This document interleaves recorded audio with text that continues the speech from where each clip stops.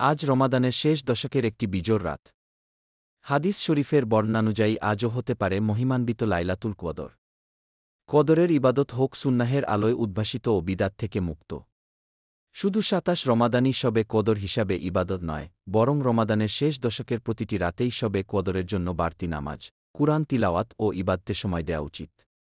আইশাহ রাদিয়াল্লাহু আনহু থেকে বর্ণিত, তিনি বলেন, ইয়া রাসূলাল্লাহ, আমি যদি কদরের রাত পেয়ে যাই তবে কি দুন পড়ব?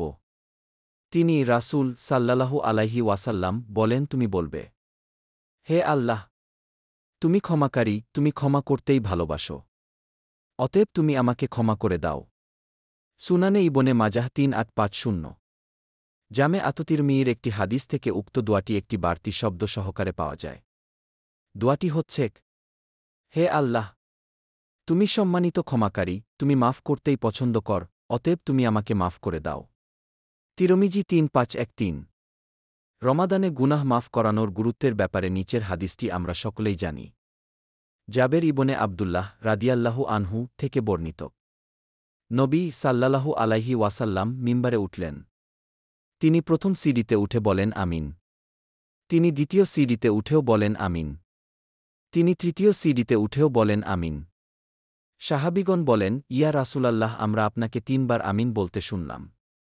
তিনি বলেন, আমি প্রথম সিঁড়িতে উঠতেই জিবরাইল, আবু দাউদ, এসে বলেন, দুর্ভাগ্য সেই ব্যক্তির যে রমজান মাস পেল এবং তা শেষ হয়ে যাওয়া সত্ত্বেও তার গুনাহর ক্ষমা হল না। আমি বললাম আমিন। অতঃপর দ্বিতীয় ধাপে উঠতেই তিনি বলেন, দুর্ভাগ্য সেই ব্যক্তির যে নিজ পিতামাতা উভয়কে অথবা তাদের একজনকে বৃদ্ধাবস্থায় পেল, অথচ তারা তাকে বেহেশতে প্রবেশ করাল না। আমি বললাম আমিন। অতঃপর তৃতীয় ধাপে উঠতেই তিনি বলেন, দুর্ভাগ্য সেই ব্যক্তির যার নিকট আপনার উল্লেখ হল, অথচ সে আপনার প্রতি দুরূদ পড়েনি। আমি বললাম আমিন। আদাবুল মুফরাদ ৬৪৮ হাদিসের মানু সহিহ।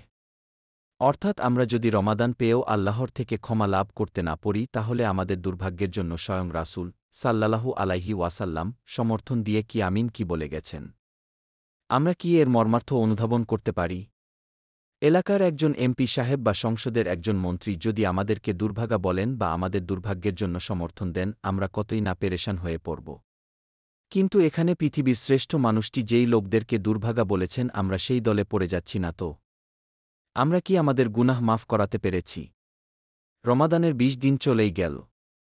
আমরা কেউই জানি না আগামী রমাদান পর্যন্ত আমরা বেঁচে থাকব কিনা। আবার আরেকটি রমাদানে আমাদের গুনাহগুলোকে মাফ করাতে পারব কিনা। তাই এই রমাদানকেই জীবনের শেষ রমাদান হিসাবে চিন্তা করি। গুনাহ মাফ করানোর জন্য রমাদানের শেষ ১০ দিনকে বিশেষ গুরুত্বের সাথে বিবেচনা করি।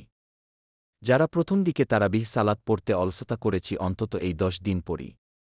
এই ১০ দিন আগের চেয়ে একটু বেশি কুরআন তিলাওয়াত ও দান সাদাকা করি।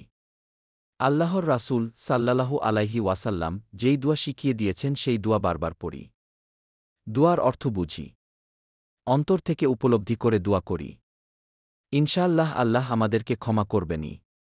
এই পবিত্র সময়গুলো আমরা ফেসবুক বা ইউটিউবে অযথা ঘুরে না বেড়াই। আমাদের প্রোডাক্টিভিটি নষ্ট করার জন্য ফেসবুক মেসেঞ্জার আর ইউটিউব বর্তমান সময়ের সবচেয়ে বড় মাধ্যম। আমাদের ফোকাস নষ্ট করে সব কাজে ডিস্ট্রাকশন তৈরি করার জন্য এগুলোর জুড়ি নেই। ফেসবুকে আপনি হয়তো আপনার জন্য কাজের বা মূল্যবান ৫ জিনিস পাচ্ছেন। বাকি ৯-৫ সময় নষ্ট হওয়া ছাড়া আর কিছু না। নিজেকে ফ্রেন্ড লিস্টের শত শত হাজার হাজার মানুষের কাছে এমন চিপ বা সস্তা বানিয়ে না ফেলি যে কেউ চাইলেই যে কোনো মুহূর্তে আমাকে রিচ করতে পারে। চাহিবা মাত্রই যেন আমি আমার কাজ ফেলে ফেসবুকে মেসেঞ্জারে চলে না যাই। প্রতিদিন কত ঘন্টা মেসেঞ্জার বা ফেসবুকে ব্যয় করছি, আর সেগুলো আসলে কতটুকু আমাদের ইহলৌকিক বা পরলৌকিক কাজে আসছে তা চিন্তা করার সময় এসেছে। আমরা একটা কাগজে লিখে রাখতে পারি দৈনিক আনুমানিক ফেসবুক ব্যবহারের সময়। সপ্তাহ শেষে দেখতে পারি পুরো সপ্তাহে কয় ঘন্টা ফেসবুক ইউজ করলাম, কয় ঘন্টা কুরআন পড়লাম আর কয় ঘন্টা ইসলামকে জানার জন্য বই পুস্তক পড়লাম। তাই আসুন আমরা রমাদানের এই শেষ ১০টা দিন অন্তত সোশ্যাল মিডিয়ার ব্যবহারকে সীমিত করি।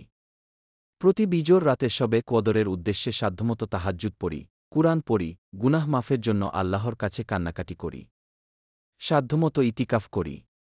শেষ দশকে আমাদের টার্গেট হোক একটাই, আমাদের সকল গুনাহ থেকে মুক্তি। আল্লাহ আমাদের সবাইকে গুনাহ থেকে মুক্ত করে দিন। আমিন।